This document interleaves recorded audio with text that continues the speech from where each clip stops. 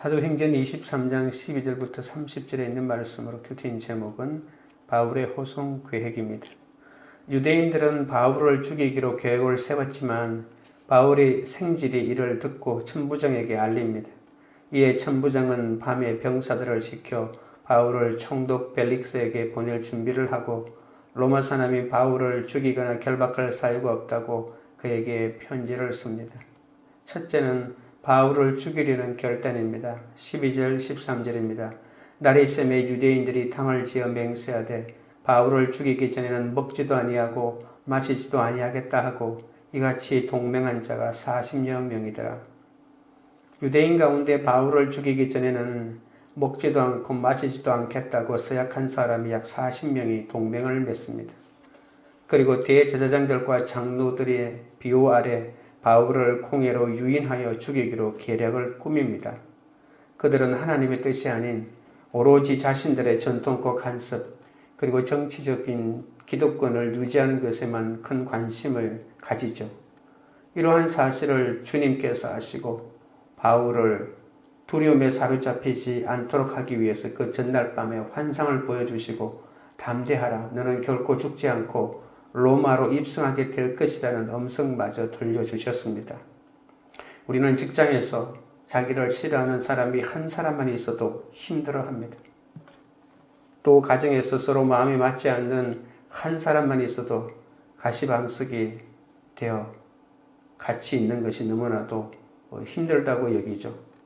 그런데 40여 명이나 되는 사람이 먹지도 않고 마시지도 않고 자신을 죽이겠다고 결심하고 있다면 얼마나 무섭고 힘들겠습니까?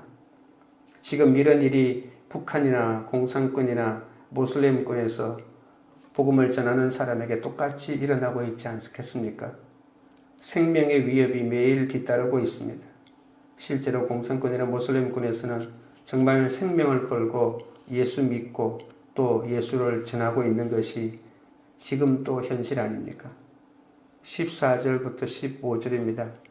대제사장들과 장로들에게 가서 말하되 우리가 바울을 죽이기 전에는 아무것도 먹지 않기로 굳게 맹세하였으니 이제 너희는 그의 사실을 더 자세히 물어보려는 척하면서 공회와 함께 천부장에게 청하여 바울을 너희에게로 데리고 내려오게 하라.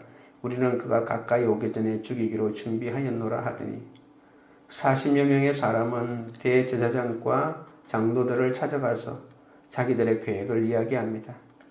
천부장에게 말해서 자기들이 조사할 것이 있으니 바울을 공회로 다시 보내줄 것을 요청하라고 합니다. 바울이 천부장의 손에서 대제사장의 손으로 이동하는 순간 길목에 매복해 있다가 죽이겠다는 것이죠.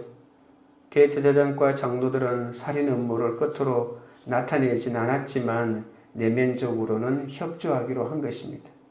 40명만 바울을 죽이려고 한 것이 아니라 사실은 대제사장들과 서기관들이 다 죽이고 싶었던 것이죠. 우리는 이러한 패턴이 정치적인 부정을 일으키는 한 모델이 될 수 있다는 것을 알 수 있습니다. 배후 세력이란 말이 있습니다. 언제나 배후 세력은 가까운 데 있죠.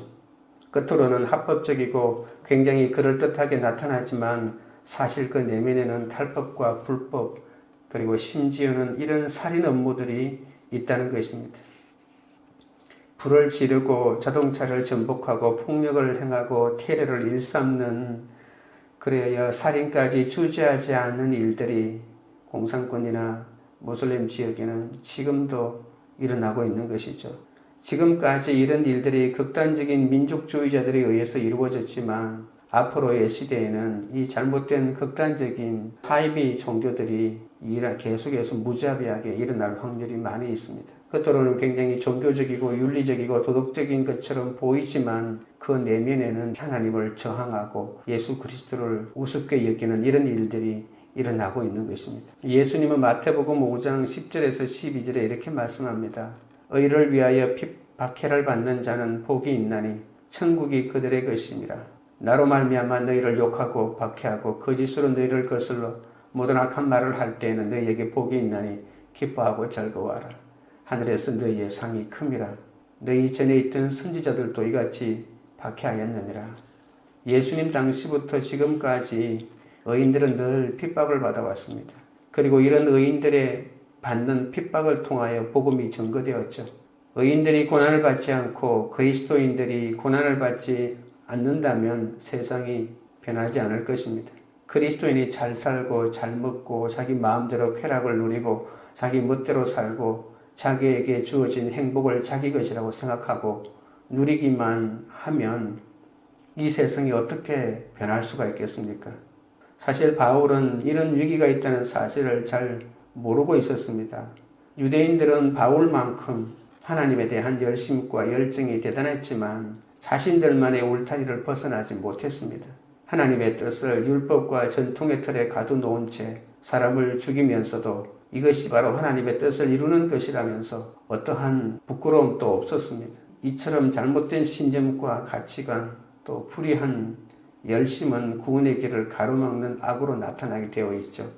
사람은 죄 덩어리이기 때문에 죄를 지으려고 결심할 필요조차 없습니다. 내 힘으로, 내 능력으로, 내 죄로 이 세상에서 흑사와 간사함을 경영해 왔던 나 자신이 하나님 자리에 앉아 우상 노릇을 해온 죄인 중에 괴수임을 깨달아야 합니다. 예수님을 만나야만 자신의 필요로만 향하는 이러한 이기적인 집착에서 자유로워질 수가 있는 것이죠. 적용 질문 드립니다. 나의 이익과 기득권을 지키려는 잘못된 신념으로 누군가를 대적하며 악한 계략을 꾸미고 있지는 않습니까? 둘째로 바울의 생질입니다. 16절입니다. 바울의 생질이 그들이 매복하여 있다함을 듣고 와서 영내에 들어가 바울에게 알린지라. 바울의 생질이 바울을 죽이려는 유대인들의 음모를 알아내서 바울에게 가르쳐 줍니다. 바울의 생질이 누구인지 우리는 잘 모릅니다. 아마도 그는 유대인 사회에 있었던 사람 가운데 한 명일 것이겠죠. 그 사람이 예수를 잘 믿는 사람인지도 잘 모릅니다. 만약에 예수를 잘 믿었다면 그 사람의 이름이 계속 나왔겠지만 여기에 한 번만 등장하잖아요. 하나님은 바울의 위기의 사건에 직접 개입하십니다. 그리고 생각지도 못한 방법으로 위기에 빠진 바울을 건져주십니다. 우리도 이런 하나님의 개입으로 여러 가지 위기에서 건진받은 일이 많습니다. 다만 우리가 그 사실을 잘 모를 뿐이죠. 무슨 사건이 벌어지고 있지만 하나님이 그것을 미리 알고 막아주셨기 때문에 그 사건이 우리에게 드러나지 않는 것이 얼마나 많겠습니까? 나도 모르는 위기 속에서 하나님이 때마다 막아주시고 보호해 주셨다는 것입니다. 교통사고가 날 일도 죽을 일도 많았는데 하나님이 보호하시고 지켜주신 것입니다. 하나님이 하시고자 하시면 1000명이 넘어지고 10,000명이 넘어지는 사건 속에서 우리가 사방으로 오겨삼을 당하고 그리고 낙담할 일을 겪을지라도 절대로 망하지 않는다는 사실을 바울의 이 사건을 통해서 우리가 알 수가 있습니다. 17절에서 19절입니다. 바울이 한 백부장을 청하여 이르되 이 청년을 천부장에게로 인도하라. 그에게 무슨 할 말이 있다 하니 천부장에게로 데리고 가서 이르되 제수 바울이 나를 불러 이 청년이 당신께 할 말이 있다 하여 데리고 가기를 청하더이다 하매 천부장이 그의 손을 잡고 물러가서 조용히 묻되 내게 할 말이 무엇이냐. 바울은 이런 업무를 알아채고 박부장에게 이 청년을 천부장에게로 인도해 주십시오라고 요청하자 백부장은 천부장에게 데려가서 유대인의 업무를 구하게 합니다. 이렇게 하나님은 바울이 처한 위기 상황에서 그를 구원하시고자 그의 조카를 사용하시고 여러 사람과 상황을 친히 주관하는 모습을 우리가 볼 수가 있죠. 바울을 로마까지 가게 하고자 40인 암살단의 계략을 원천봉쇄하십니다. 바울은 어젯밤에 나타나신 주님의 담대하라는 그 음성 때문에 흔들리지 않았습니다. 마치 겟세마네 동산에서 예수님이 땀이 피가 되도록 기도하셨기에 체포당하여 십자가에 못 박혀 죽을 때까지 당황하지 않으신 것과 마찬가지입니다. 우리도 절망적인 순간에도 이렇게 기도하면 어떤 일을 당해도 흔들리지 않는 것이죠. 주님과 늘 가까이 동행하면 어떤 위기가 덮친다 해도 그것은 전혀 문제가 되지 않습니다. 바울의 생질은 천부장에게 가서 유대인들이 바울을 제거하려는 업무를 낱낱이 알립니다. 20절부터 22절입니다. 대답하되 유대인들이 공모하기를 그들이 바울에 대하여 더 자세한 것을 묻기 위함이라 하고 내일 그를 데리고 공회로 내려오기를 당신께 청하자 하였으니 당신은 그들의 청함을 따르지 마옵소서. 그들 중에서 바울을 죽이기 전에는 먹지도 않고 마시지도 않기로 맹세한 자 40여 명이 그를 죽이려고 숨어서 지금 다 준비하고 당신의 허락만 기다리나이다 하니 이에 천부장이 청년을 보내며 경계하되 이 일을 내게 알렸다고 아무에게도 이르지 말라 하고 천부장은 전혀 알지 못했던 새로운 소식을 접합니다. 이 천부장은 하나님도 안 믿고 예수님도 안 믿던 사람인데 이 말을 듣고 바울을 도와주기 시작합니다. 참 이상한 일입니다. 주님의 일을 하다 보면 예수 안 믿는 사람들이 나서서 돕는 경우가 있습니다.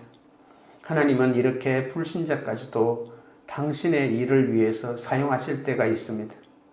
하나님의 어리석음이 사람보다 지혜롭기 때문에 하나님은 그분의 사명을 감당하는 자에게 어떤 위기에서도 피할 길을 허락하십니다. 따라서 그리스도인은 어떤 상황에서도 하나님의 도우심의 손길을 신뢰하고 의지해야 합니다.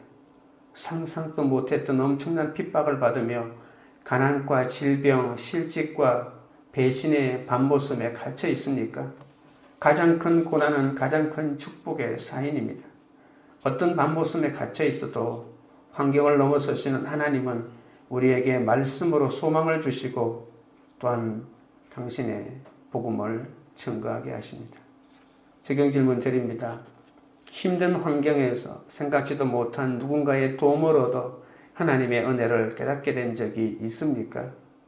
셋째는 결박할 사유가 없는 바울입니다. 23절부터 25절입니다. 백부장 둘을 불러 이르되 밤 제3시에 가이사라까지 갈 보병 200명과 기병 70명과 창병 200명을 준비하라 하고 또 바울을 태워 총독 벨릭스에게로 무사히 보내기 위하여 짐승을 준비하라 명하며 또 이 아래와 같이 편지하니 일렀으되 바울을 암살하려는 계획을 알게 된 천부장은 두 백부장을 불러 바울을 가이사랴까지 호송하도록 합니다. 가이사랴는 바로 총독이 있고 로마에 본진이 있는 곳이죠. 밤 3시는 지금 시간으로 말하면 저녁 9시에 해당합니다. 밤 9시면 모든 일과가 끝나는 시간이죠. 이 야간을 틈타서 바리새인과 제사장들이 눈치채지 못하게 바울 한 사람을 무사히 이동시키기 위해서 보병 200명, 기병 70명, 창군 200명 등 모두 470명이라는 군사를 바울을 보호하기 위하여 움직입니다. 천부장은 이 1000명의 군사를 거느릴 수 있는 장군이잖아요. 그런데 자신이 통솔하던 군사의 절반가량인 이 470명의 병력을 동원하여 바울을 도와준다는 것이죠. 예루살렘에서 가이사랴까지 갔다가 올 때 굉장히 많은 시간이 걸릴 터인데 자신이 거느리는 군대의 반을 할애하여 이 바울 한 사람을 보호하기 위해서 이렇게 애를 쓰고 있습니다. 우리 하나님이 얼마나 멋쟁이인지 모릅니다. 우리가 장례식 때 사이드카 하나만 빌리려고 해도 많은 돈을 주어야 하잖아요. 그런데 돈도 안 줬는데 500여 명의 군인들이 그것도 바울이 탈 말까지 준비해서 제일 안전한 지역으로 보내고 있습니다. 하나님이 하시면 돈이 안 듭니다. 하나님이 하시면 모든 일이 쉽습니다. 정말 놀라운 일 아닙니까? 또 시키지도 않았는데 천부장이 총독에게 편지까지 쓰고 바울을 변호까지 해줍니다. 왜 이런 일이 일어났을까요? 하나님을 위해 위대한 꿈을 가진 사람은 죽지 않습니다. 하나님이 그 종을 통하여 당신이 일하도록 하게 하십니다. 우리의 인생은 무엇을 위하여 살아야 할까요? 우리가 노력하고 애써서 밥 먹고 살아가는 것일까요? 우리는 바울에게서 이러한 하나님이 당신의 종들을 인도하시고 이끄시는 놀라운 사실을 볼 수가 있습니다. 26절부터 30절입니다. 그라우디오 루시아는 총독 벨릭스 각하에게 문안하나이다. 이 사람이 유대인들에게 잡혀 죽게 된 것을 내가 로마 사람인 줄 들어 알고 군대를 거느리고 가서 구원하였다가 유대인들이 무슨 일로 그를 고발하는지 알고자 하여 그들이 그들의 공회로 데리고 내려갔더니 고발하는 것이 그들의 율법 문제에 관한 것뿐이요 한 가지도 죽이거나 결박할 사유가 없음을 발견하였나이다. 그러나 이 사람을 헤아리는 관계가 있다고 누가 내게 알려주기로 곧 당신께로 보내며 또 고발하는 사람들도 당신 앞에서 그에 대하여 말하라 하였나이다 하였더라. 총독에게 바울은 로마 시민이요 그가 율법 문제로 고발당했을 뿐 그를 죽이거나 결박할 사유가 없습니다라고 하는 편지까지 보내게 됩니다. 천부장은 자기가 본 사실을 그대로 총독에게 보고합니다. 여기서 중요한 것은 바울을 죽이려고 서운한 사람이 40명이나 있었지만 자기가 보니까 죽일 이유가 하나도 없다고 말합니다. 자기는 이 사람을 체포할 이유나 감금할 이유도 없고 더욱이 죽일 이유는 발견하지 못했다는 것이죠. 하나님은 바울이 로마에서도 복음을 전하도록 로마 군대까지 이용하시며 예루살렘에서 가이사랴로 보낼 준비를 하십니다. 26절에 보시면 클라우디오 루시아라고 이 천부장의 이름까지 등장하고 있지 않습니까? 우리가 복음서에 보면 백부장이 예수를 믿는 것은 가끔 등장하지만 이 천부장이라고 하는 고위 이 장군들 가운데에서 예수를 믿었다고 하는 흔적은 이때까지 없습니다. 여기에 보시면 이름까지 언급됐는데 우리가 나중 역사를 자세히 알 수는 없지만 나중에 분명히 예수를 믿었을 것입니다. 이것은 마치 예수님이 빌라도에게서 재판받던 장면과 똑같습니다. 사람들은 예수를 잡아다가 십자가에 못 박아 죽여야 한다고 아우성을 쳤죠. 그때 빌라도는 예수에게 십자가형에 처할 이유를 하나도 발견하지 못합니다. 빌라도가 심각한 고민에 빠집니다. 왜냐하면 예수님에게 죄가 없기 때문이죠. 유대인들의 종교와 율법에 관한 문제만 제기했지 법적으로 살펴보니까 죽여야 할 이유가 하나도 없다는 말입니다. 그러나 모든 백성은 아우성을 칩니다. 예수를 죽이시오. 예수를 죽이시오. 이 아우성은 백성들의 외침이라기보다는 그 배후에는 대제사장들과 사두개인들과 장로들의 세력이 숨어 있었죠. 그들은 예수를 죽여야만 했던 것입니다. 빌라도가 너무 고민스러워서 예수를 채찍에 맡깁니다. 많이 때려서 육체의 고통을 가하면 사람들의 마음이 좀 누그러질 것이라고 여겼기 때문이죠. 그래서 예수를 채찍으로 가혹하게 때렸지만 사람들은 전혀 받아들이지 않았습니다. 그들은 빌라도에게 오히려 이렇게 말합니다. 당신은 가이사의 편인가 아닌가? 이 문제를 정치적인 문제를 끌고 가서 반드시 자신들의 생각을 관철시키려고 합니다. 빌라도는 자칫하면 자신의 정치 생명이 끝날 수 있다는 것을 알았기에 어떻게 할 수가 없었죠. 할 수 없이 예수 대신 바라바를 놓아주고 죄 없는 예수를 십자가에 처형하게 됩니다. 이와 같은 상황이 바울에게도 닥치는 것이죠.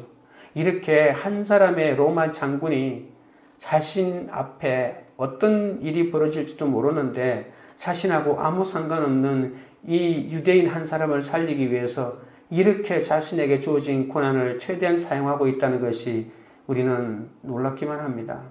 이런 상황이 우리에게도 일어나야 합니다. 오늘날 그리스도인들과 목회자들은 예수 때문에 핍박받고 감옥에 들어가는 것이 아니라 오히려 사기치고 성적인 사건에 말려들고 윤리적으로 도덕적으로 흠이 잡혀서 세상에서 손가락짓는 받는 일들이 너무 많습니다. 오늘날 이 사회에 일어나고 있는 모든 부정과 큰 사건을 보면 그 가운데 그리스도인이 관계되지 않는 사건이 없을 지경입니다. 목사가 예수를 전하다가 감옥에 들어가는 것이 아니라 돈 때문에 사기 사건으로 감옥에 들어가는 것이 현실 아닙니까? 교인들도 사기치고 성폭행하고 교회를 나누고 편가르는 것이 오늘 한국교회의 현실입니다. 어떨 때는 우리가 너무 부끄럽다는 생각이 듭니다. 교회 안에서 얼마나 우스운 일들이 많이 일어나는지 모릅니다. 일어나서는 안 되는 일들이 우리 안에서 일어난다는 것입니다. 이런 일이 교회 안에 계속되고 있는 한 세상은 하나도 변하지 않을 것입니다. 그리스도인들이, 목회자가 고난을 겪어야 하지 않겠습니까? 그 고난이 도덕적이고 윤리적인 세상적인 일 때문에 핍박과 고난을 받는 것이 아니라 바로 예수 때문에 핍박을 받아야 하지 않겠습니까? 바울에게 찾아온 위협의 순간이 오히려 하나님의 구원 계획을 향해서 나아가는 과정이 된다는 것이 우리에게 잘 드러납니다. 내게 닥친 억울하거나 고통스러운 사건이 나를 향한 하나님의 구원 계획이 이루어지는 과정이라는 겁니다.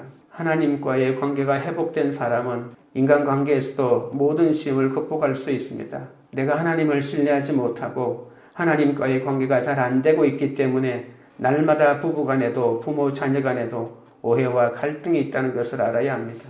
어떤 사건을 당해도 하나님은 100% 오롯이기 때문에 이 사건은 우연히 일어난 것이 아니고 이 힘든 사건이 하나님의 축복이라는 것을 깨달아야 합니다. 남편의 잘못으로 신뢰가 깨어졌다고 해도 내 죄를 보는 것이 관계를 회복하는 길입니다. 적용 질문 드립니다. 억울하거나 고통스러운 사건 가운데 전혀 예상하지 못한 하나님의 구원을 경험한 적이 있습니까? 기도드리겠습니다. 하나님 아버지, 유대인들은 바울만큼 하나님에 대한 열심과 열정이 대단했지만 자신들만의 울타리를 벗어나지 못하여 하나님의 뜻을 율법과 전통 속에 가두어 두고 남을 죽이면서까지 하나님을 숨긴다고 착각하고 살았습니다. 주여, 나도 이처럼 잘못된 신념과 가치관, 불의한 열심으로 구원의 길을 가로막는 악을 저지른 적이 많습니다. 나의 잘못된 열심과 가치관으로 주의 지체들을 판단하고 대적해왔음을 고백하오니 용서하여 주시옵소서. 나의 이익과 기득권을 지키려는 잘못된 신념으로 누군가를 대적하며 악한 계략을 꾸미는 모든 죄악에서 벗어나게 하여 주시옵소서. 이 세상의 허사와 간사함을 경영하지 않게 하시고 나의 필요로만 향하는 이기적인 집착에서 자유로울 수 있도록 붙잡아 주시옵소서. 어떤 위기 속에서도 하나님은 피할 길을 허락하심을 알게 하옵소서. 끝까지 하나님의 도우심의 손길을 신뢰하고 의지하게 하옵소서. 상상도 못했던 엄청난 핍박을 받고 가난과 질병, 실직과 배신의 반모섬에 갇혀 있어도 환경을 넘어서시는 그 하나님의 은혜를 깨닫기 원합니다. 어떤 고통스러운 상황에서도 그것이 구원을 이루어 가신 하나님의 과정임을 인정하며 허락하신 삶의 자리를 잘 지킬 수 있도록 도와주옵소서.